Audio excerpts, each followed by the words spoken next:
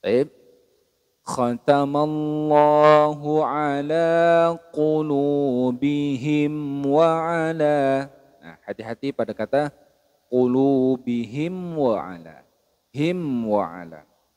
Di sini teman-teman terdapat hukum tajwid yang disebut dengan hukum mim sukun, yaitu idhar syafawi. Mengapa disebut dengan idhar syafawi?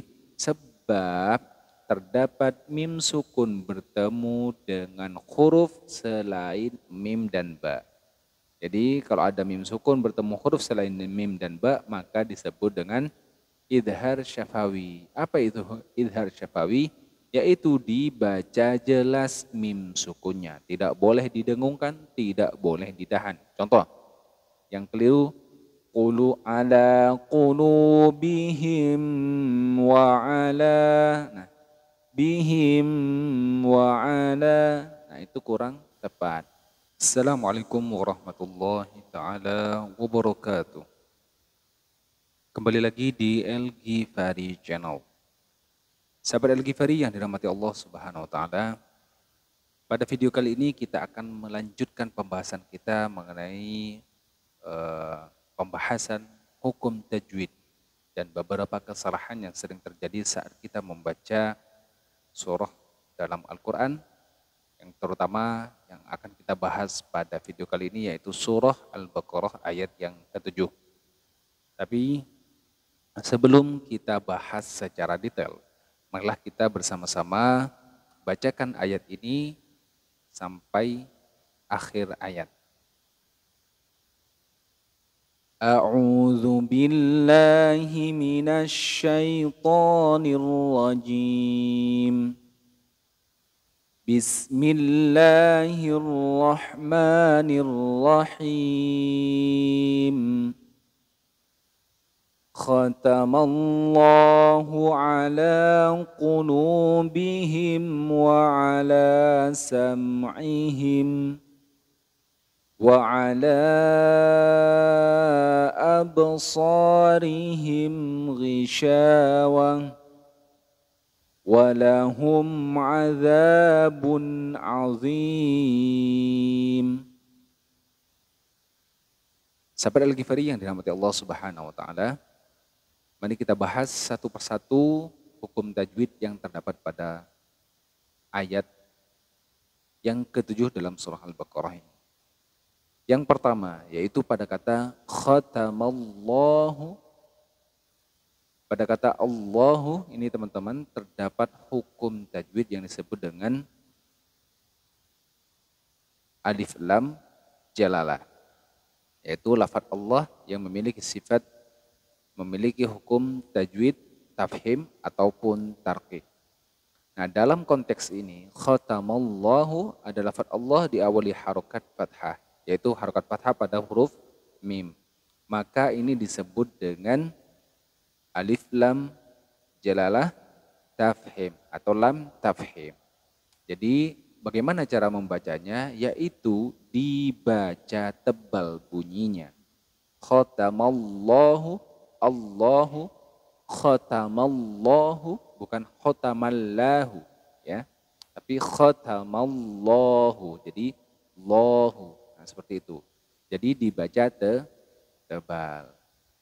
Sedangkan lam tarqiq yaitu ketika dia lafaz Allah diawali harokat kasrah. Kalau lam tafhim tadi ketika lafaz Allah diawali harokat fathah ataupun harokat dhammah. Jadi dalam konteks ini karena diawali harokat fathah maka disebut dengan lam tafhim atau lafaz Allah tafhim. Oke, khatamallahu ala qulubihim ala qulu. Nah, hati-hati. Kesalahan yang sering terjadi biasanya kita melafalkan ini dengan huruf kaf.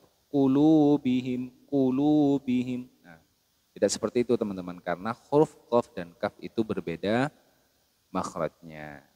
Huruf qaf ini lebih lebih naik dibanding huruf kaf. Jadi qulu, qulu. Kalau kaf qulu, qulu. Beda kan? ala qulubihim. Nah, seperti itu. Qulu, seperti itu. Baik. Khatamallahu ala qulubihim wa ala. Nah, hati-hati pada kata qulubihim wa ala. Him wa ala. Di sini teman-teman terdapat hukum tajwid yang disebut dengan hukum mim sukun, yaitu idhar syafawi. Mengapa disebut dengan idhar syafawi?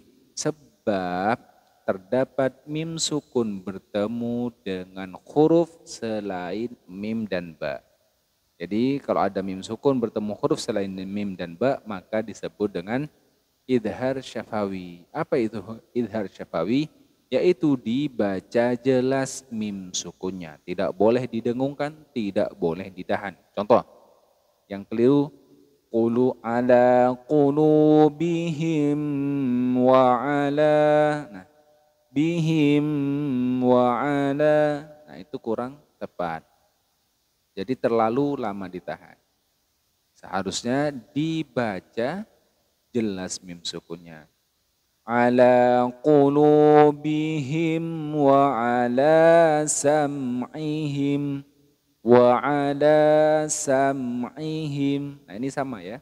Karena mim sukun bertemu dengan ain, bertemu selain mim dan ba, maka dibaca idhar syafawi. Jadi dibaca jelas. Sam'ihim. Tidak boleh sam'ihim. Nah, itu kurang tepat. Oke, kita ulangi. Khatamallahu ala qulubihim wa ala sam'ihim. Nah, seperti itu. Baik. Nah, teman-teman ada yang tahu nggak? Ini tanda wakaf apa? Baik, ini adalah tanda wakaf waslul ula. Jadi lebih utama dilanjutkan. Berhenti bagaimana? Berhenti boleh, namun lebih utama diwasolkan.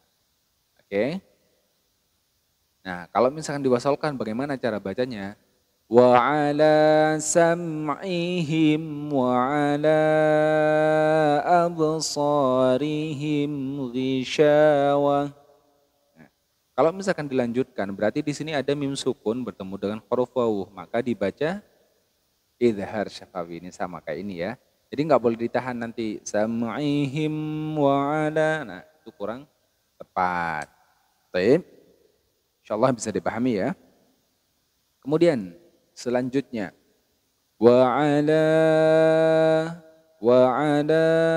absa. Nah, di sini ada tanda mad ya, tanda coret panjang atau tanda alis bertemu dengan hamzah bentuknya alif, maka ini disebut dengan mad jaiz fasil ya, mad jaiz fasil. Nah, bedanya dengan mad wajib muttasil seperti apa? Nah, kalau mad wajib muttasil ada tanda coret panjang ini bertemu dengan hamzah. Bentuknya hamzah tidak seperti ini. Ya. Karena kalau berbentuk hamzah itu sudah pasti dalam satu kalimat. Sedangkan mad jaiz munfasil bertemu hamzah dalam beda kalimat atau berbeda kata. Oke. Nah, ini kan wa ala satu kata, absarihim kata yang kedua, ya. Tanda madnya bertemu dengan hamzah dalam bentuk alif, ya. Maka cara membacanya dibaca panjang 4 sampai 5 harokat. Wa ala absarihim wa ala absar. Nah, oke. Jadi panjang 4 sampai 5 harokat. Selanjutnya absarihim. Nah, di sini absar, di sini terdapat hukum bacaan qalqalah. Nah, termasuk qalqalah surah apa qalqalah kubra? Nah, ini termasuk dalam qalqalah surah. Mengapa demikian? Sebab huruf qalqalahnya matinya asli. Matinya asli karena sukun ya. Yang disebut mati asli itu ya berarti dia matinya karena sukun.